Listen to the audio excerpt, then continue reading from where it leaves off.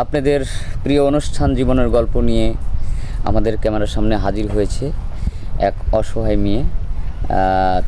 এবার শুনবো তার জীবনের গল্প। প্রথমে জানাই সালাম, আসসালামু আলাইকুম আপু, তুমি কেমন আছো? ওয়ালাইকুম সালাম, আসসালামু আলাইকুম। আপু, তোমার বাড়ি কোথায়, তোমার নাম কি এবং তুমি কেমন আছো দর্শক বিন্দুদেরকে একটু জানাও। আমার বাড়ি যশোর, আমার নাম রত্না। আর তোমার পরিবারে কে কে আছে? আমার পরিবারে আছে আমার মা, আমার ছোট ভাই। বাবা নেই? না। তোমার বয়স কত? আমার বয়স 24। আগে কি বিয়ে শাদী হয়েছিল? হ্যাঁ, আগে বিয়ে হয়েছিল, কিন্তু ওখানে 1 বছর ছিলাম। হ্যাঁ। তো হাজব্যান্ড নেশা করতো, মেয়েদের প্রতি তার একটা আসক্ত ছিল, এর জন্য তাকে ছেড়ে দিচ্ছি।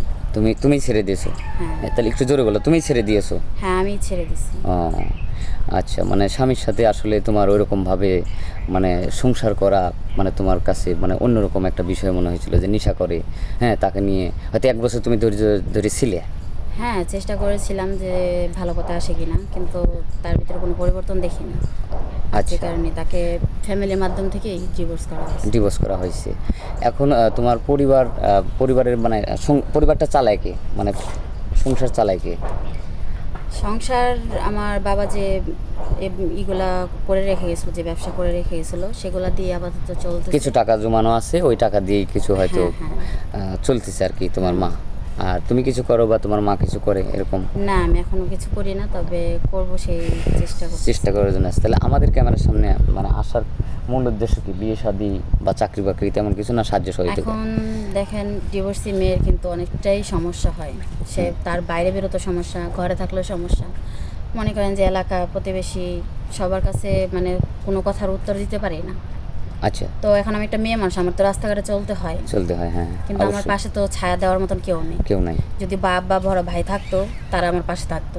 হ্যাঁ। এখন আমি চাচ্ছি যে মনের মতন যদি একজন মানুষ পাই যে আমাকে ছায়া হয়ে আমার পাশে থাকবে, যদি এরকম কেউ হয়, সেজন্যই আমার এখানে আসা। আচ্ছা, তাহলে তাকে বিয়ে করব। এখন মনের মতো পেতে হলে মানে কেমন বয়সের? হয়তো ইয়ং, স্মার্ট, সৌন্দর্য? এখন বয়স যেমনই হোক, বয়স দেখে কিন্তু কারোর যোগ্যতা যাচাই করা যায় না। আমার কথা হলো একটা, যে বয়স যেমনই হোক তাতে আমার কোনো প্রবলেম নেই। মোট কথা যে আমি ছাড়া তার লাইফে আর কেউ থাকতে পারবে না। মানে বুঝতে পারছি, তুমি ছাড়া ওর লাইফে কেউ থাকতে পারে যাতে তোমাকে কেয়ার করে, ভালোবাসে, ঠিক আছে? তুমি তোমার ছোটোখাটো আশা স্বপ্ন সব কিছু পূরণ করার চেষ্টা করে। আমার তার বাড়ি ঘর টাকা পয়সা এসবের প্রতি কোনো লোভ লালসা নাই, শুধু স্বামীর ভালোবাসা। সে আমাকে সম্মান করবে। আচ্ছা, একজন স্ত্রী হিসেবে যে যোগ্য সম্মানটা দেওয়া দরকার সে দিবে, আমি তার জন্য সব কিছু করার চেষ্টা করব। থ্যাংক ইউ, খুব ভালো কথা, খুব ভালো লাগলো। এখন তুমি কেমন ফ্যামিলি চাচ্ছ? যৌথ ফ্যামিলি না সিঙ্গেল ফ্যামিলি, যে শুধু স্বামী নিয়ে চোখে দেখতে যাচ্ছ? যৌথ ফ্যামিলি অনেক ভালো, কারণ সেখানে ঝগড়া ঝামেলা, তার মধ্যে খুনসুটি সব কিছু কিন্তু থাকবে, কিন্তু একা একিত্ব জীবনটা কিন্তু বড়ই কষ্টের।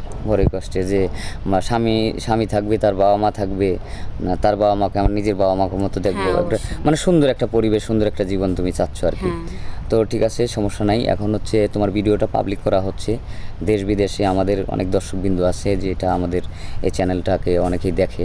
তো তোমার ভিডিও পাবলিক করার পর তোমাকে চাবে, তখন তোমাকে কিভাবে পাবে? তোমার কোনো পার্সোনাল ফোন আছে? এখন দেখেন, আমার তো কোনো পার্সোনাল ফোন নেই, কারণ যদি আমার ফোন আমি আগে চালাইতাম, যদি বলে যে না এখনকার যুগে কেউ মেয়ে ফোন না চালায় নাকি, আমি চালাইছি, কিন্তু যেদিন থেকে আমার হাজব্যান্ডের সাথে আমার অশান্তি হয়েছে, তো আমি চাইছি যে আমি আর কোনো ফোন ইউজ করব না। যদি কেউ আমাকে ভালোবাসে, কেউ যদি আমাকে বিয়ে করে, তারপর থেকে আমি ফোন ইউজ করব। আচ্ছা, ফোন ইউজ করবে, মনে করো ভালোবাসলো, তাহলে তুমি ফোন ইউজ করতে পারবে। তো একটা ফোন কেন সেরকম একটা মানুষ?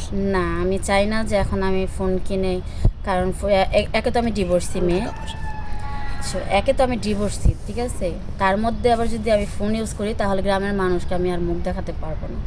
তারা আমি কিছু না করলেও কিন্তু তারা বলবে যে আমি নানান ছেলেদের সাথে কথা বলি, এর জন্য আমার স্বামী চলে গেছে। সুপ্রিয় দর্শক, শুনলেন এই মেয়েটির মুখ থেকে তার জীবনের গল্প। আর স্কিপ বাড়াবো না, কেউ অযথা ভিডিও কল দিবেন না। এই মেয়েটার কোনো পার্সোনাল ফোন নাম্বার নেই, যদি কেউ ফোন কল করেন আমাদের স্ক্রিনে আমাদের নম্বর দেওয়া থাকবে। ভালো থাকবেন, সুস্থ থাকবেন, আল্লাহ হাফেজ।